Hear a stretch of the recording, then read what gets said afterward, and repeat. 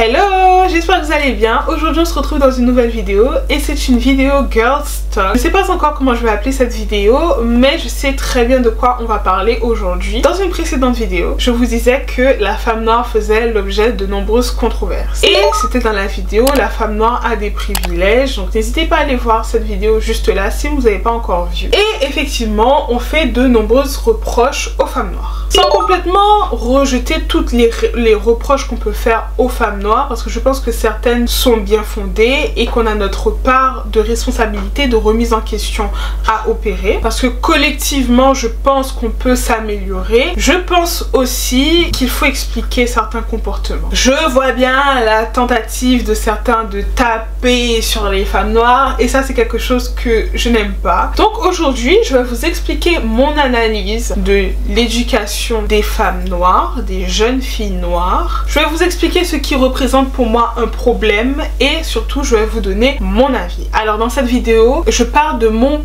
point de vue, de ce que j'ai pu observer autour de moi, de ce que j'ai pu entendre. Bien évidemment, ma portée elle est assez limitée parce que j'ai une portée d'être humain, elle a ses limites. Je ne vais pas parler pour toutes les femmes noires qu'il y a sur terre. Je ne les ai pas toutes rencontrées, je ne les connais pas toutes et je ne peux pas parler en leur nom. Mais j'ai l'impression qu'il y a certains, on va dire, patterns qui se répètent dans les communautés noires et donc j'arrive à comprendre d'où viennent certains comportements. Parce que oui, la femme noire fait l'objet de nombreuses controverses, j'ai pu le remarquer. On nous reproche souvent notre hyper indépendance ou ce que certains appellent de l'insolence, cette attitude de je n'ai pas besoin d'un homme ou encore je peux le faire seule. Dans les Antilles, on parle même du mythe de la femme potomitan et franchement, on y reviendra parce que honnêtement, je sais que je vais me mettre pas mal d'antillais à dos, mais je suis désolée, je dois le dire, pour moi c'est une absurdité. Ça vient de quelque part, il y a des explications historiques derrière, mais il faut arrêter avec ça en fait.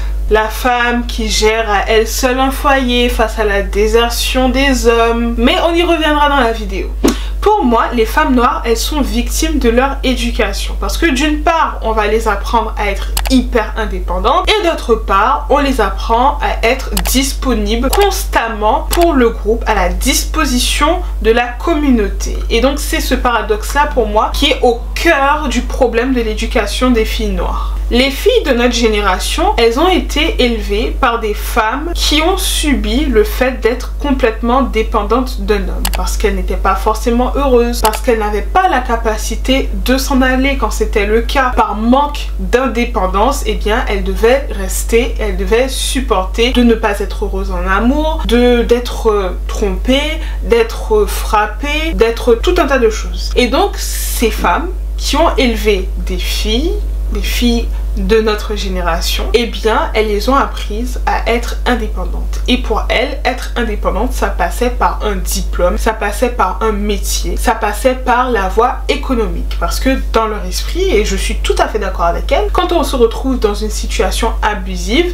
eh bien l'une des meilleures façons, la façon la plus simple de s'extirper d'une situation abusive, eh bien c'est de pouvoir s'en aller en prenant son appartement, en déménageant. Déménageant, ça engendre des coûts financiers, en changeant de ville, en changeant de pays, bref, en ayant une situation qui nous permette de se soustraire à l'influence malsaine d'une personne. Et donc pour éviter à leurs filles ce genre de situation, elles se sont vraiment concentrées sur le fait qu'il faut être une femme indépendante, qu'il faut se concentrer sur ses études, et je pense que beaucoup de filles noires vont se retrouver dans cette phrase que je vais dire, tes études sont ton mari. Et d'ailleurs, si on remarque bien dans les communautés noires, c'est mon observation, il n'y a pas de statistiques ethniques en France, mais aux États-Unis il y en a. C'est souvent les filles noires qui vont aller le plus loin dans les études. Il suffit d'ouvrir l'œil dans les universités, quand on monte à partir des masters, parce qu'on les a instruites, qu'on les a éduquées dans le sens où il fallait qu'elles poussent dans les études, qu'elles se concentrent sur les études, et je ne dis pas que c'est une mauvaise chose. A contrario, les garçons noirs, en tout cas ceux qui ont grandi en France ou dans les Antilles françaises, ce n'est pas vraiment le cas pour moi. C'est pas ceux qui vont le plus pousser dans les études selon mes observations personnelles. Même si, bien évidemment, il y a des hommes noirs qui ont poussé dans les études, je veux dire, j'en connais, vous en connaissez aussi, mais mon propos est de dire qu'en termes de proportion, j'ai l'impression qu'il y a plus de femmes noires qui vont pousser plus loin dans les études. Et donc on en arrive à des femmes adultes qui ont certes beaucoup investi dans leur carrière, qui sont assez indépendantes, qui sont assez carriéristes même je dirais. Elles se sont construites une situation pour elles-mêmes et elles ont fait ça toutes seules, donc elles ne voient pas nécessairement l'apport d'un homme dans leur vie. C'est par là que pour moi on peut justifier, on peut expliquer en tout cas cette attitude de hyper indépendance, je n'ai pas besoin d'un homme, je peux le faire seule, qu'on reproche souvent à certaines femmes noires. Mais je vous parlais d'un paradoxe dans l'éducation donnée aux filles noires et c'est aussi le fait d'être hyper disponible pour la communauté. Alors dans un sens, il faut être hyper autonome et cette hyper autonomie a beaucoup de bienfaits pour les filles noires qui savent qu'elles doivent se construire une situation, mais dans le même temps on leur apprend à être hyper disponible pour le groupe, pour la famille, pour la communauté. Et on va avoir des filles à qui on va demander de faire l'entièreté des tâches ménagères, l'entièreté de l'administration pour les parents. Ce sont elles qui vont s'occuper d'aider, ce sont elles qui vont s'occuper des petits frères, des petites sœurs en l'absence des parents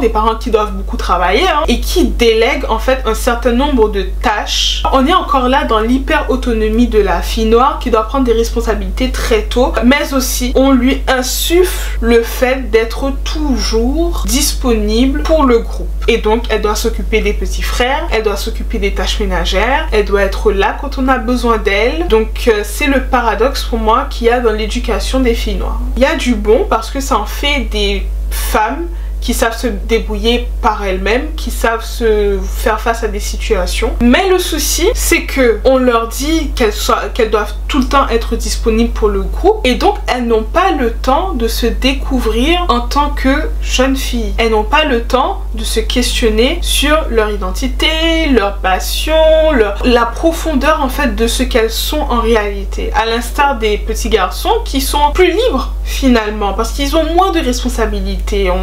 On ne leur donne pas en fait le sens des responsabilités et donc ils ont plus ce temps-là de se découvrir, de se chercher dans l'intimité. Et est-ce qu'on peut pointer du doigt l'hypocrisie de cette éducation s'il vous plaît? Les études arrivant à leur terme, milieu de vingtaine, du jour au lendemain, des personnes qui considéraient que leurs études étaient leur mari se retrouvent à subir une pression de la part de parents, de la part d'entourage, de la part du cercle familial plus ou moins proche et elles doivent en l'espace de quelques mois se trouver une relation parce que forcément la femme noire dans certains milieux et puis ça correspond pas à tout le monde, ça on l'a dit, pour prouver sa valeur il faut qu'elle ait un mari, il faut qu'elle soit dans une relation mariée, il faut qu'elle ait des enfants. Est-ce qu'on peut pointer du doigt cette hypocrisie en fait et cette pression qu'on inflige aux jeunes femmes noires? On leur dit pendant une dizaine d'années que leurs études c'était leur mari, donc elles se concentrent sur ça. Arrivées au milieu de la vingtaine, on leur remet une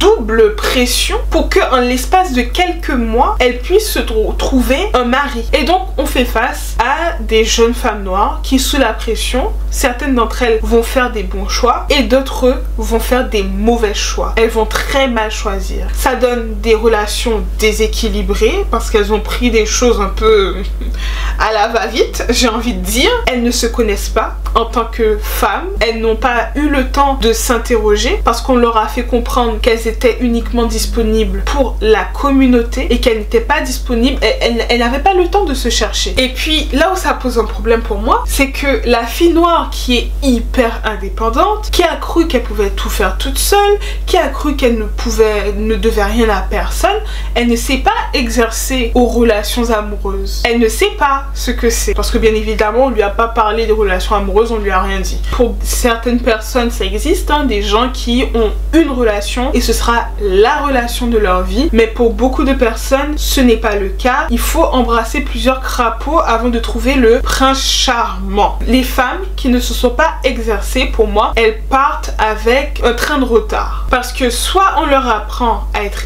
hyper autonome et on leur apprend à être hyper disponibles pour le groupe, mais on ne leur apprend jamais à être disponibles pour elles-mêmes et à chercher à se connaître elles-mêmes. Forcément, quelqu'un viendra t'imposer une identité, que ce soit un homme, ton entourage, la société, et toi tu vas embrasser en fait cette identité qui n'est pas la tienne. Après avoir vécu pour le groupe, elles doivent vivre pour trouver un homme, mais jamais elles ne vivront pour elles-mêmes. Jamais elles ne se demanderont ce qui fait leur bonheur, quoi consiste leur existence. Parce que leur existence était là pour satisfaire les besoins du groupe, et bien maintenant ce sera pour satisfaire les besoins d'un homme, les besoins de mari, mais jamais pour satisfaire leurs propres besoins. Si vous êtes une jeune fille, si vous êtes une jeune femme et que vous vous reconnaissez dans ce que je décris, sachez qu'il n'est jamais trop tard pour chercher à se connaître soi-même, à se définir quelle est son identité, quel est l'objectif de son existence et à prendre du temps pour soi. Il n'est jamais trop tard d'apprendre à se connaître en tant qu'individu avant de se connaître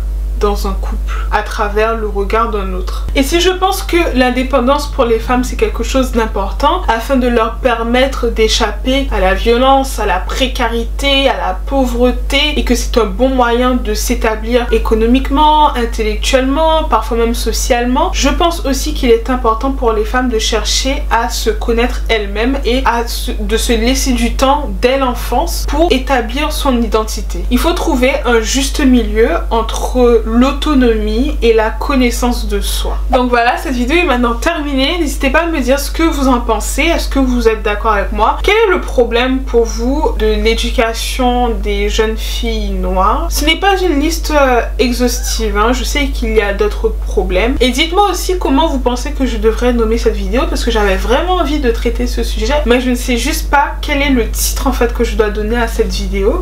Abonnez-vous si vous me découvrez, si ce n'est pas encore fait, et par la même occasion, activez la petite cloche pour être informé à chaque fois que je poste une nouvelle vidéo. Et puis rejoignez-moi sur Instagram, sephora.dreams, et vous pouvez aussi me rejoindre sur Black Women in Art. C'est une page dans laquelle je parle d'art, je parle d'histoire et de femmes noires et métissées qui ont marqué l'histoire, donc n'hésitez pas à me retrouver là-bas. Et puis en attendant, croyez en vos rêves, aimez-vous, moi je vous aime et je vous retrouve dans une prochaine vidéo. Ciao!